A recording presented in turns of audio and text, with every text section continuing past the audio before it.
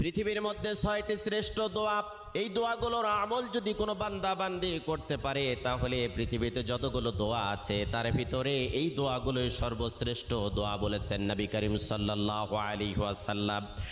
কোনো বান্দা বান্দি যদি যতই বিপদে থাক, কষ্টে থাক, দুর্ভিক্ষে থাক, উৎকণ্ঠার মধ্যে থাক না কেন, সকাল থেকে সন্ধ্যা পর্যন্ত যদি কোনো বান্দা বান্দি দরুদ শরীফের আমল করতে পারে, রাতের বেলা যদি দরুদ শরীফের আমল করতে পারে, হাজারো অশান্তির দাবানল থেকে আল্লাহ রাব্বুল আলামিন শান্তি দান করবেন।